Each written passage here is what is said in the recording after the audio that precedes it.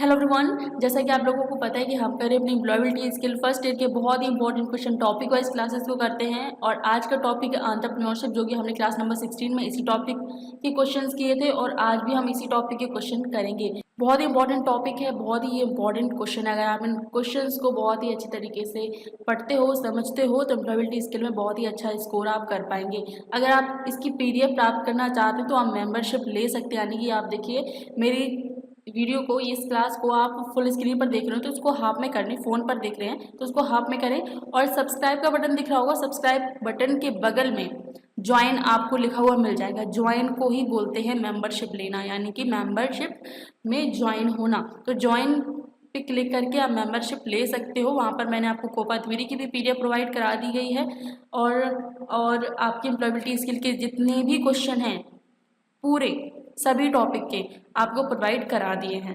ठीक है, तो वहाँ से आप एम्प्लॉयबिलिटी स्किल की और कोपा थ्योरी की PDF ले सकते हैं। ठीक है, मेंबरशिप लेके बढ़ते हैं अपनी क्लास की तरफ। क्लास नंबर है 17 और इसकी प्लेलिस्ट बन चुकी है। अगर आप पहली बार क्लास को देख रहे हैं तो सभी क्लासेस को देखना आपके लिए बहुत ही इंपॉर्टेंट है। उसके बाद हम मैराथन क्लास को करेंगे बहुत अच्छी तरीके से। 25 क्वेश्चन हम क्लास नंबर 16 में कर लिए हैं। आप 26 नंबर से स्टार्ट करते हैं। Product and services are two things that can be solved. Product is what can be seen, touched and used. Service is what we. ध्यान से समझिए क्वेश्चन को। उत्पाद और सेवा दो चीजें हैं जिन्हें बेचा जा सकता है। बिल्कुल सही है। उत्पाद वह है जिसे देखा, छुआ और उपयोग किया जा सके। सेवा वही है जो हम।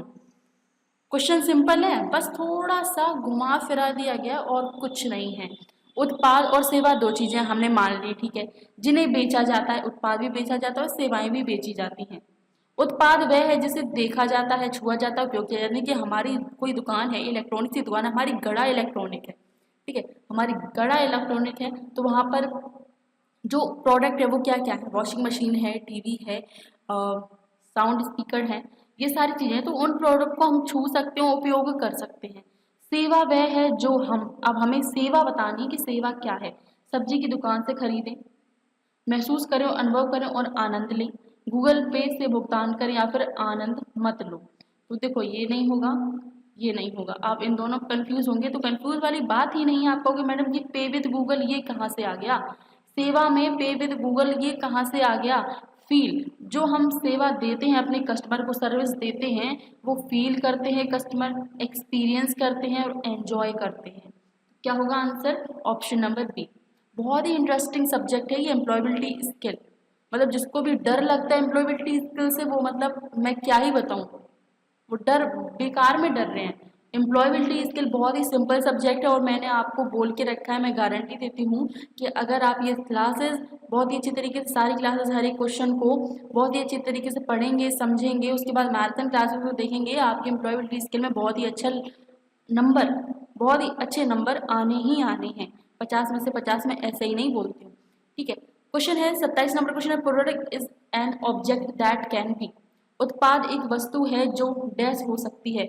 उत्पाद एक वस्तु है जो डैश हो सकती है। अभी हमने जस्ट पिछले क्वेश्चन में क्या पढ़ा कि हमारे पास, हम है गड़ा इलेक्ट्रॉनिक के मालिक, और गड़ा इलेक्ट्रॉनिक के मालिक हैं, हमारी एक दुकान है, जेठालाल हैं हम, और मेरी दुकान में वॉशिंग मशीन, TV, फ्रिज, ये सारी चीज़ें मिलती हैं, वस्तुएं हैं, ये सारी चीज़ें वस्तुएं हैं। अब वस्तुएं क्या होती हैं? जिन्हें देखा जा सकता है, छुआ जा सकता है और उपयोग किया जा सकता है। तो ये वस्तुएं होंगी जिन्हें हम देख सकते हैं, छू सकते हैं और उनका उपयोग कर सकते हैं।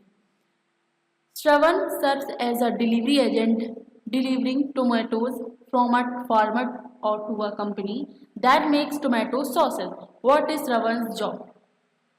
क्वेश्चन सिंपल है, ध्यान से समझें। सर्वन डिलीवरी एजेंट के रूप में काम करता है। जो सर्वन है वो डिलीवरी एजेंट के रूप में काम करता है। उसका देखो वो करता क्या है, वो एक किसान से टमाटर की चटनी बनाने वाली कंपनी तक टमाटर भेजता है। ये थोड़ा ट्रांसलेट अलग तरीके से हुआ है, मैं इसको आपको बहुत ही सिंपल तरीके से समझा देती हूँ कि सरवन क्या करते हैं। वो किसान के पास जाते हैं, किसान ने बहुत सारे टमाटर उगाए हुए हैं, तो सरवन किसान के पास जाते हैं, वहाँ से टमाटर को लेते हैं और एक होता है ना टमाटो सॉस बनाने वाली कंपनी, उसको वहाँ पर उन टमाटोज को उस कंपनी में देते हैं। तो सरवन का काम क्या है? सरवन का काम क्या है? तो सरवन एक सर्विस प्रोवाइडर है, सेवा प्रदाता है, सर्विस प्रोवाइडर है। Select the example of a service from the option. विकल्पों में से किसी सेवा का उदाहरण चुनें। विकल्पों में से किसी सेवा का, किसी सर्विस का उदाहरण हमें चुनना है, जो कि बहुत ही सिंपल है। आप उस ऑप्शन पढ़ें, masala dosa, mobile repair, water बोतल, चिकन कबाब। क्या होगा बताएं। मुंह में पानी आ रहा है मसाला डोसा सुन के, चिकन कबाब ये तो मैंने मतलब नहीं खाया है, मसाला डोसा सुन के थोड़ा सा मुंह में पानी आ रहा है। तो ये दोनों नहीं होंगे, वाटर बोतल भी नहीं होगी। भैया किस सर्विस, हमें सर्विस के बारे में बताना है। सर्विस हम किस तरीके से अपने ग्राहकों को दे सकते हैं। अब मेरी गढ़ा इलेक्ट्रॉनिक की दुकान है, ठीक है, और गला इलेक्ट्रॉनिक की दुकान है और मेरे में काम कर रहे हैं बाघा। अब मेरे पास आया फ़ोन बिगड़ा हुआ कि भैया जेठालाल जी ये फ़ोन जो है इसको सुधार दीजिए। तो मैंने बोला बाघा फ़ोन, इसको फ़ोन रिपेयर कर दो। तो बाघा क्या करेगा, वो एक सर्विस प्रोवाइड करेगा। किस चीज़ की, मोबाइल रिपेयर करके, मोबाइल रिपेयर करके सर्विस प्रोवाइड कराएगा। तो ये एक उदाहरण हो जाएगा इस क्वेश्चन का। Next, select the example of a product from the option. अब ये वही क्वेश्चन है, विकल्पों में से किसी उत्पाद का उदाहरण हमें बताना है। अभी हमने सर्विस का उदाहरण पूछा था, क्वेश्चन ने पूछा था कि सर्विस का उदाहरण बताना है, तो हमने मोबाइल रिपेयरिंग किया था। लेकिन अब उत्पाद का उदाहरण हमें बताना है, home painting, parlour service, shirt या फिर बाइक रिपेयर। तो उत्पाद देखिए क्या होता है, उत्पाद होता है शर्ट। ये होम पेंटिंग, पेंट होता, पेंट पेंट, तो ये उत्पाद होता, ठीक है, उत्पाद होता। पार्लर सर्विस, ये सर्विस आ गई। बाइक रिपेयर, ये भी सर्विस आ गई। तो जो शर्ट है ये हमारे उत्पाद है, हमारी कपड़े की दुकान है और हमारी कपड़े की दुकान में एक शर्ट है जो कि एक उत्पाद के रूप में रखी है। तो ऑप्शन सी हो जाएगा इसका राइट आंसर। नेक्स्ट है द बिजनेस आइडिया शुड, व्यावसायिक विचार डैश होने चाहिए। जो व्यावसायिक विचार होते हैं, बिजनेस आइडिया नहीं होते, दिमाग में चलते रहते, वो किस प्रकार के होने चाहिए।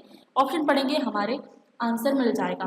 सेटिस्फाई ओनली माई नीड्स, केवल मेरी ज़रूरतें पूरी होनी चाहिए।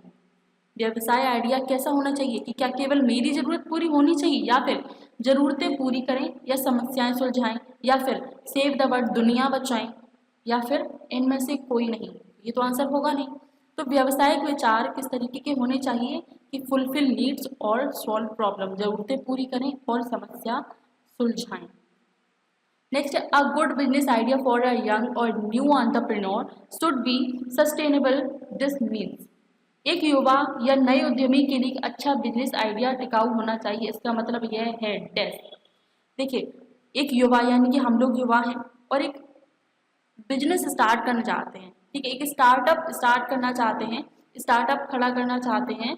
तो एक अच्छे और टिकाऊ आइडिया हमारे पास होना चाहिए। और अच्छे टिकाऊ आइडिया का मतलब क्या है, ये क्वेश्चन पूछ रहा है कि अच्छे और टिकाऊ का यहाँ पर मतलब क्या है। यह प्रयोग करने में आसान होता है, इनमें से कई जानकारियाँ हैं, इसका बजट, या फिर यह वर्तमान और भविष्य के व्यावसायिक विकास के लिए योजनाबद्ध है। भाई जब हम कोई अच्छा बिजनेस ढूंढेंगे, आइडिया ढूंढेंगे, टिकाऊ होगा, तो वो किस तरीके का होगा, यह वर्तमान और भविष्य के व्यावसायिक विकास के लिए योजनाबद्ध होगा। तो आंसर क्या होगा, option D. What do customer want from any product और सर्विस। ग्राहक किसी उत्पाद या सेवा से क्या चाहते हैं। हम ग्राहक हैं। भैया आप कहोगे मैडम जी कभी आप हमको ग्राहक बना देते हो, कभी जेठालाल बना देते हो, कभी बाघा बना देते हो। देखो क्वेश्चन के हिसाब से हमें बदलना होगा। अगर क्वेश्चन को समझना है तो क्वेश्चन को हम अपने आप पर ले लेंगे कि क्वेश्चन अगर क्या कह रहा है, हम अपने आप को वहाँ पर रख कर देखेंगे तो क्वेश्चन बहुत ही जल्दी सॉल्व हो जाएगा, बहुत ही जल्दी समझ में आएगा। इसलिए मैं कहती हूँ क्वेश्चन ग्राहक है तो ग्राहक को अपनी जगह रख लो, राइट, ग्राहक की जगह अपने आप को रख लो। दुकानदार है तो दुकानदार की जगह अपने आप को रख लो, बिजनेसमैन की जगह अपने आप को रख लो। क्वेश्चन बहुत ही अच्छी तरीके से समझ में आ जाएगा, बिल्कुल टफ नहीं लगेगा। अगर आप प्रोबेबिलिटी स्किल से डर रहे हो तो डरना आपका बेकार है। बिल्कुल सिंपल क्वेश्चन है। आप मुझे कमेंट करके ये जरूर बताएं कि क्वेश्चन आपको कितने समझ में आ रहे हैं। एम्प्लॉयबिलिटी स्किल टफ लग रही है, सिंपल लग रही है या फिर मॉडरेट लग रही है, ये लेवल आप लोग हमें बता दें, उस हिसाब से मैं आपको पढ़ाना स्टार्ट करूं। अगर आप कहोगे कि सिंपल है तो मैं आपको और अच्छे से समझाते समझाते नहीं, हाँ सिंपल है तो मैं बहुत ही जल्दी जल्दी पढ़ूंगी। ठीक है, जल्दी जल्दी, क्योंकि आप लोग बोल रहे हो कि सिंपल है तो मैं जल्दी जल्दी क्लास को ख़त्म करूँगी। अगर आप कहोगे मॉडरेट है तो उसी हिसाब से चलेंगे, अगर आप कहोगे कि नहीं नहीं बहुत टफ है तो और इजी तरीके से मैं आपको समझाऊंगी। तो कमेंट करके आप लोग ज़रूर बताएं कि ये जो क्वेश्चन है एम्प्लॉयबिलिटी स्किल के वो किस लेवल के हैं, ईजी, मॉडरेट या फिर हाई। ये कॉमेंट करके आप लोग जरूर बताएं। क्वेश्चन क्या है, ग्राहक की किसी उत्पाद या सेवा से क्या चाहते हैं। हम ग्राहक हैं, हम किसी प्रोडक्ट या सर्विस से क्या चाहते हैं, अच्छा मूल्य, ये तो हो गई भैया। हम चाहते हैं, हम किसी दुकान पे गए एज अ ग्राहक, ठीक है, एज अ कस्टमर हम किसी दुकान पर गए हैं, कपड़े खरीदने गए हैं, तो हम चाहते हैं कि कपड़ा जो हो वो अच्छी मूल्य का हो, मतलब ऐसा भी ना हो कि दुकानदार हमें ठग ले, तो अच्छा प्राइस होना चाहिए हमारे बजट के हिसाब से।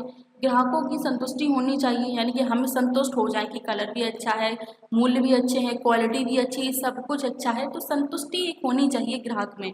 और क्वालिटी, तो आंसर क्या हो जाएगा, ऑल ऑफ द एबव। मेरे आंसर देने से पहले आंसर्स आते हैं तो बहुत अच्छी बात है। या फिर मुझे ऐसा लगता है कि आप दूसरी पीडीएफ खोले हो, क्योंकि क्वेश्चन मैं आधा पढ़ पाती हूँ और आंसर आ जाते हैं। हाउ इट इज़ पॉसिबल, आप मुझे ये बताएं हाउ इट इज़ पॉसिबल कि आपने अभी तक इससे पहले ये क्वेश्चन देखे नहीं हैं। अब कुछ लोग कहेंगे कि ये भैया झोलमाल है।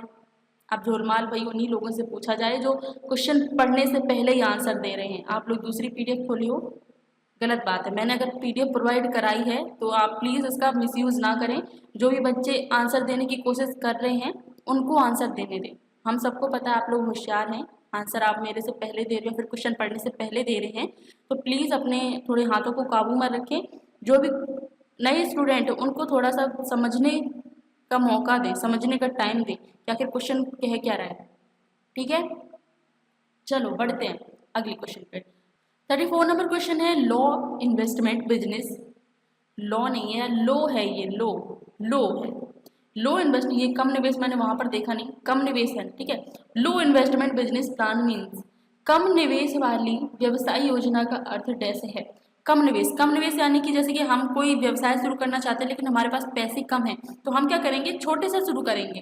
यानी कि कपड़े की दुकान खोल रहे हैं तो कपड़े का जो बंडल होते हैं उनको कम मंगाएंगे, ठीक है। जैसे जैसे बिकते जाएंगे प्रॉफिट आएगा, प्रॉफिट से हम आगे और भी माल खरीदते जाएंगे, तो इस तरीके से हमारा बिजनेस आगे चल के कुछ टाइम के बाद वो बड़ा हो जाएगा। लेकिन फिलहाल हमें बिजनेस स्टार्ट करना है तो कम निवेश से करेंगे। तो यही क्वेश्चन पूछ रहा है, कम निवेश वाली व्यवसाय योजना का क्या अर्थ है, इस योजना का अर्थ क्या होता है। तो देखो ध्यान से समझो, योजना के अनुसार व्यवसाय शुरू करने के लिए छोटी राशि की आवश्यकता होती है। मैं आप लोगों को फिर से याद दिला दूं, अगर आपको ये क्लासेस अच्छी लगती हैं तो प्लीज़ लाइक कर दिया करें, क्योंकि अगर आप लाइक करोगे तो ये क्लासेस हैं वो आपको और भी स्टूडेंट तक पहुंच जाएंगी, आपके जैसे ही और भी स्टूडेंट तक ये क्लासेस पहुंच जाएंगे अगर आप लाइक करेंगे तो। देखिए एक्सप्रेस किया कीजिए, अपने एक्सप्रेशन को एक्सप्रेस किया कीजिए। अगर आपको क्लासेस अच्छी नहीं लगती हैं तो डिसलाइक का भी बटन आपके यूट्यूब पर ये फीचर है कि आप उसको डिसलाइक भी कर सकते हो। अगर क्लास अच्छी है, समझ में आ रही है, क्वेश्चन भी समझ में आ रहे हैं, तो उसको आप ज़रूर लाइक किया करें। और ये चैनल है, चैनल का नाम है, याद कर लें, क्योंकि सब्सक्राइब तो आप करोगे नहीं, तो याद कर लें, क्योंकि मैराथन क्लास आपकी होने वाली है। और मैराथन क्लास देखो ऐसी होती है कि अगर कोई बच्चा मैराथन क्लास ही देख लेता है ना तो एम्प्लॉयबिलिटी स्किल में बहुत ही अच्छे नंबर से पास हो जाता है। इस वजह से कह रही हूँ, रिवीजन के लिए आप इस चैनल को सब्सक्राइब कर लें, आईटी क्लासेस बाई अनामिका। और इस वजह से मैं भी हर स्लाइड पर ये इसलिए लिखती हूँ क्योंकि अब देखो एग्जाम टाइम बहुत नज़दीक आ गया है, और कुछ जो अदर चैनल हैं वो मेरे जो क्वेश्चन है, भैया मैंने इतनी मेहनत से टाइप किए, आप भारत स्क्रिप्ट पर जाएंगे आपको केवल और केवल इंग्लिश में मिलेगा और उतनी अच्छी तरीके से रीडेबल, पढ़ने योग्य नहीं है वो, मतलब बहुत मुश्किल से आप उसे पढ़ पाएंगे। तो मैंने बहुत ही मेहनत से इसको टाइप किया है। और कुछ अदर चैनल क्या करते हैं, मेरे ही क्लासेस से मेरी क्लास खोल लेके उसके स्क्रीनशॉट ले लेके अपनी एक स्लाइड बनाते हैं और फिर क्लासेस लेते हैं।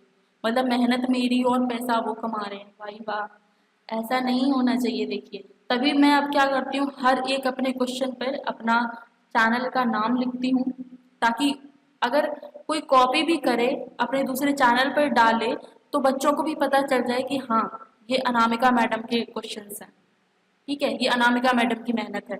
इस वजह से अब मैं अपने हर स्लाइड पर लगाने लगी। बस यही कारण है। बाकी चैनल को सब्सक्राइब प्लीज़ ज़रूर कर लें अपनी मैराथन क्लास के लिए। मैराथन क्लास छूटनी नहीं चाहिए बस। क्वेश्चन पे आते हैं। 35 नंबर क्वेश्चन है, यूनिक सेलिंग प्रपोजिशन और USP for a business plan refers to. किसी व्यवसाय योजना का अद्वितीय विक्रय प्रस्ताव या यूएसपी डैश को संदर्भित करता है। किसी व्यवसाय योजना का अद्वितीय विक्रय प्रस्ताव या यूएसपी डैश को संदर्भित करता है। अद्वितीय विक्रय प्रस्ताव और यूएसपी है जो किसको संदर्भित करता है? व्यवसाय के लिए एक विशेष बजट, व्यवसाय के लिए एक नया ग्राहक, किसी व्यवसाय के लिए विशेष या भिन्न विचार, या फिर पुराना बिजनेस अपडेट होना। तो आंसर क्या होगा? किसी व्यवसाय के लिए विशेष या भिन्न विचार, अ स्पेशल और different idea for a business. Next question है, a dash is the document with complete strategy for the business. Dash व्यवसाय के लिए संपूर्ण रणनीति वाला एक दस्तावेज है। कौन सा व्यवसाय संपूर्ण रणनीति वाला एक दस्तावेज है? क्वेश्चन ध्यान से समझिए, कौन सा व्यवसाय के लिए संपूर्ण रणनीति वाला एक दस्तावेज है? व्यवसाय के लिए कौन सा दस्तावेज है? Strategy report, action plan, business plan, या फिर स्टेक होल्डर रिपोर्ट। क्या हुआ आंसर? Business plan. जो व्यवसाय योजना है वो व्यवसाय के लिए संपूर्ण रणनीति वाला एक दस्तावेज होता है। व्यवसाय, देखो बिजनेस प्लान क्या होता है कि हम पहले से ही प्लान बना लेते हैं कि इन फ्यूचर हमें क्या क्या करना है, किधर से हमें डील करनी है, किधर से हमें क्या करना है, शॉप को कंबाइन करना है। तो ये बिजनेस प्लान के अंतर्गत आता है। नेक्स्ट है, death is not a part of a good business plan. एक अच्छी व्यवसाय योजना का हिस्सा नहीं है। आप बता सकते हैं इसका आंसर? एक अच्छी व्यवसाय योजना का हिस्सा नहीं है। इनमें से कौन एक अच्छी व्यवसाय योजना का हिस्सा नहीं है? Weather report, marketing strategy, customer analysis, या फिर बजट। तो आंसर क्या होगा? Weather report. भाई वेदर रिपोर्ट हमारे व्यवसाय के अंतर्गत आता ही नहीं है। ठीक है, वेदर रिपोर्ट तो सरकार के अंतर्गत आता है, वो हमें बताता है कि आज का मौसम क्या रहने वाला है, राइट। तो ये जो है वो एक व्यवसाय योजना का हिस्सा नहीं है। नेक्स्ट है, dash is about the competition in the online और ऑफलाइन मार्केट। डैश ऑनलाइन या ऑफलाइन बाजार में प्रतिस्पर्धी के बारे में है। इनमें से कौन है जो ऑनलाइन या ऑफलाइन बाजार में प्रतिस्पर्धा के बारे में बताता है? ये हमें यहाँ पर क्वेश्चन पूछा गया है। लोगों का विश्लेषण, प्रतियोगी विश्लेषण, ग्राहक विश्लेषण, या फिर बजट की योजना। इनमें से क्या है जो ऑनलाइन या ऑफलाइन बाजार में क्या प्रतिस्पर्धा चल रही है ये बताता है? तो आंसर होगा कॉम्पिटिटिव एनालिसिस, प्रतियोगी विश्लेषण। अब भाई जेठालाल है, जेठालाल की दुकान है गढ़ा इलेक्ट्रॉनिक्स। अब गढ़ा इलेक्ट्रॉनिक्स को भी तो देखना होगा ना कि हमारे कॉम्पिटिटर कौन है। छेड़ा इलेक्ट्रॉनिक, राइट। एपिसोड देखा है सबने? देखा है। अभी सब लोग देखते हैं खाना के टाइम पे, मैं भी देखती हूँ। खाना खाने के टाइम पे देखना ही देखना है, लेकिन आप लोग नहीं देखना है। आप लोगों को अभी सिर्फ और सिर्फ पढ़ाई करनी है, क्योंकि थ्योरी पर ज़्यादा ध्यान दीजिए। आप एम्प्लॉयबिलिटी स्किल पर अगर आप बस क्लास देख लो, मैराथन क्लास देख लो, आपकी एम्प्लॉयबिलिटी स्किल हो जाएगी कंप्लीट। लेकिन थ्योरी पर आपको बहुत ही ज़्यादा ध्यान देने की ज़रूरत है, तभी आप उसमें पास हो पाएंगे। अगर आप थ्योरी पर थोड़ा सा फोकस करेंगे तब। How can we understand what customers want. हम कैसे समझ सकते हैं कि ग्राहक क्या चाहता है? हम कैसे समझ सकते हैं कि ग्राहक क्या चाहता है? आइए जानते हैं कैसे समझ सकते हैं। हम अब बन जाते हैं दुकानदार, ठीक है।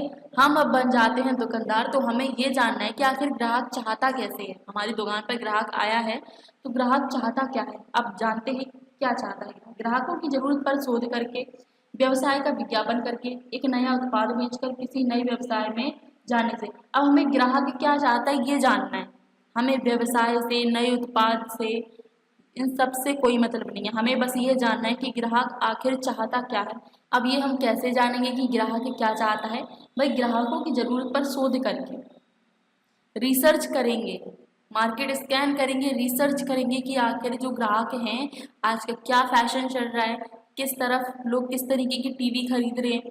ग्राहकों की पसंद जानेंगे, ग्राहकों पर शोध करके हम ग्राहकों को समझ सकते हैं कि वो क्या चाहते हैं। आंसर क्या हो जाएगा? Option A.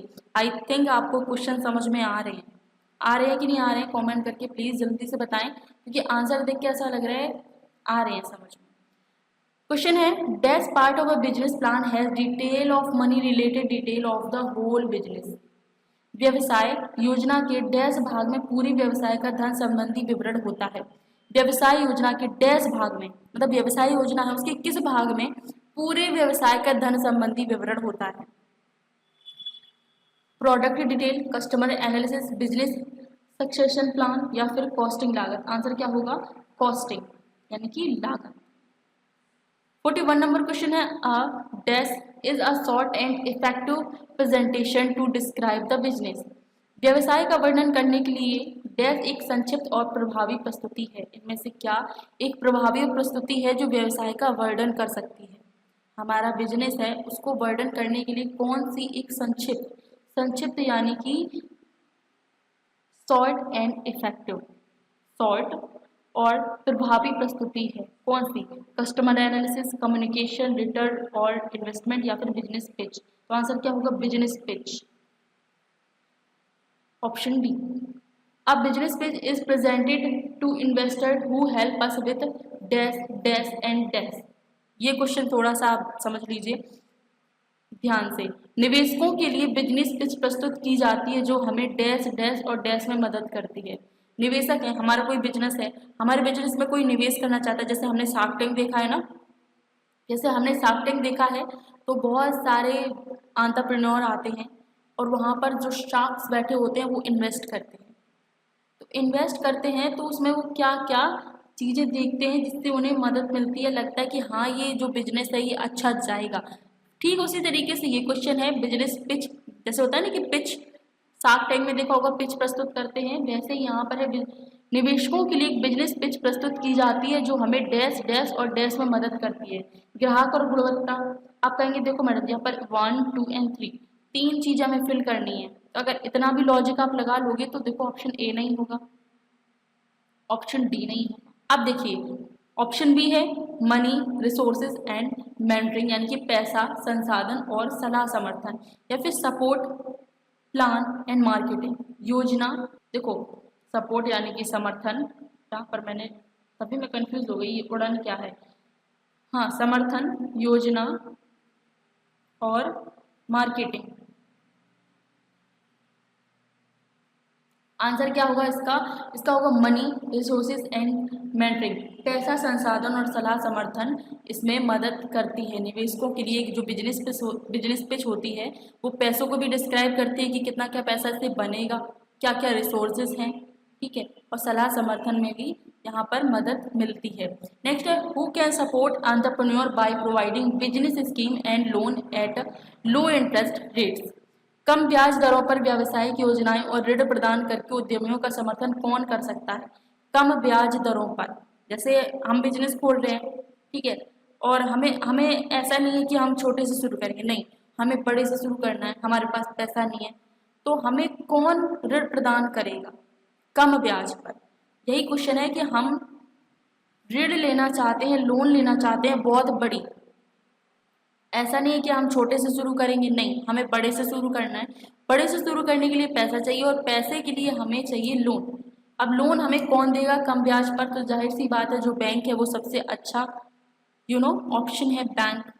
बैंक हमें बहुत कम ब्याज पर ऋण प्रदान करती है। दोस्तों से तो कभी मत लेना, वो दोस्तों से 10 रुपये ले लो, वो 10 रुपये के पता नहीं कितने बार ताने मारेंगे, ले लेंगे लेकिन ताने उनके 1-2 महीने चलते रहेंगे। दोस्तों से तो बिल्कुल नहीं लेना है। ग्राहकों से तो भैया ग्राहक ही हैं वो आपके, अगर आप उनसे ही लोन ले लोगे तो वो तो आएंगे ही नहीं। तो सबसे अच्छा ऑप्शन क्या है? बैंक से लोन लेना। Saina want to start a masala powder business, she is presenting a business pitch to the bank manager, how long should her business pitch be? Saina masala powder का बिजनेस शुरू करना चाहती, कोई सा भी मसाला है, साइना मसाला पाउडर, ये कोई प्रोडक्ट नेम नहीं है, साइना अलग है, साइना लड़की है, वो एक मसाला पाउडर का बिजनेस शुरू करना चाहती है। वह बैंक मैनेजर के सामने बिजनेस की पिच पेश कर रही है, मतलब वो लोन लेने गई होगी, ठीक है, लोन लेने गई होगी बैंक मैनेजर के सामने, तो बिजनेस की पिच पेश की, तो उसकी व्यावसायिक तस्वीर कितनी लंबी होनी चाहिए, मतलब उसकी जो पिच है, उसकी जो पिच है वो कितनी लंबी होनी चाहिए? अब देखो बैंक मैनेजर, आप बैंक से लोन लेने गए हो तो बैंक मैनेजर के सामने आप अपनी पिच रखोगे, तो पिच ऐसे रखो। अब देखो ऐसे तो रखना नहीं है कि हर एक चीज डिटेल में समझाना है आपको। भाई बैंक मैनेजर आपके बिजनेस में इन्वेस्ट थोड़े ही करेगा, वो आपको लोन देगा। तो आपको क्विकली आपको अपना पूरा चीज़ समझाना है, पिच समझानी है बिजनेस के बारे में, क्योंकि बैंक मैनेजर उसको बहुत सारे काम भी हैं। तो वो पिच है वो कितनी देर की होनी चाहिए, तो वो 2 से 3 मिनट की होनी चाहिए, ज़्यादा नहीं होनी चाहिए। ठीक है, आप 10-15 मिनट नहीं बोल सकते, 1 मिनट बहुत कम हो जाएगा, 10 और 15 मिनट बहुत ज़्यादा हो जाएगा, क्योंकि अब 10-15 मिनट में नॉर्मली पिचेस होती हैं, इन्वेस्टर के सामने पिच बोल दी जाती है 10 से 15 मिनट, और इन्वेस्टर जो होते हैं वो भी 10-15 मिनट ही सुनते हैं आपकी पिच को, पूरा आपके व्यवसाय को समझने के लिए। तो 203 मिनट, 200 नहीं, 2 से 3 मिनट, 2 to 3 मिनट्स साइना को देने चाहिए अपने बैंक मैनेजर को अपने व्यवसाय को समझाने के लिए। 45 number question, in a business is the money involve to build a product. किसी व्यवसाय में डैश उत्पाद बनाने में शामिल धन है। किसी व्यवसाय में डैश उत्पाद बनाने में शामिल धन है, क्या कॉस्ट, प्रॉफिट, प्राइस या फिर डिस्काउंट। तो वो होता है कॉस्ट, लागत ही तो लगाते हैं किसी व्यवसाय में, हम लागत लगाते हैं, उसको उत्पाद बनाते हैं और उसमें हम अपने व्यवसाय में शामिल करते हैं। तो आंसर क्या हो जाएगा, कॉस्ट। नेक्स्ट है, any small business run by a single person is called as dash.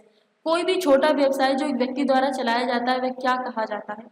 कोई भी छोटा व्यवसाय है, अपने आप को ले लें, हमने छोटा सा व्यवसाय शुरू किया है और हम अकेले उसको चलाते हैं, तो उसमें क्या कहा जाएगा। मल्टीनेशनल यूनिट, पार्टनरशिप, पार्टनरशिप तो को होगा ही नहीं, मल्टीनेशनल भी नहीं होगा, क्योंकि छोटा सा बिजनेस है, वो मल्टीनेशनल कैसे हो सकता है। या फिर सोल प्रोप्राइटरशिप या फिर प्राइवेट लिमिटेड। प्राइवेट लिमिटेड देखो निजी मर्यादित एकल स्वामित्व। अब यहाँ पर लिखा है कि एक व्यक्ति, क्या लिखा है, एक व्यक्ति अपने छोटे से व्यवसाय को चलाता है तो उसे एकल स्वामित्व कहा जाएगा। नेक्स्ट है, ये ऊपर चला गया, बिंदु हैज स्टार्टेड अ स्मॉल, क्या है ये, स्मॉल ऑटो रिपेयर शॉप। हाँ, Bindu has started a small auto repair shop. She is the only proprietor for the business. Which kind of business is it? बिंदु ने एक छोटी सी ऑटो मरम्मत की दुकान शुरू की है, वह व्यवसाय की एकमात्र मालिक है। यह किस प्रकार का व्यवसाय है। बिंदु ने ऑटो मरम्मत की दुकान शुरू की है और वह व्यवसाय की एकमात्र मालिक है, मतलब उसका मालिक केवल वही है, बिंदु ही है और कोई नहीं है। तो ये किस प्रकार का व्यवसाय कहलाएगा। तो यहाँ पर देखिए फिर पार्टनरशिप आ गया, तो पार्टनरशिप यहाँ पर नहीं होगा, अब बहुराष्ट्रीय भी नहीं होगा। अब आंसर हमारा क्या होगा, वही है एकल स्वामित्व।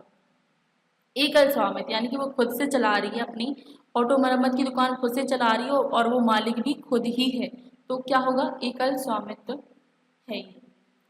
Dash is run by government of India to implement rules and regulations of the enterprises. Dash सरकार द्वारा चलाया जाता है भारत के उद्यमों के नियमों और विनियमों को लागू करने के लिए। सरकार द्वारा इनमें से क्या है जो चलाया जाता है उद्यमियों के नियमों और विनियमों को लागू करने के लिए। सरकार द्वारा क्या चलाया जाता है, वो है MSME,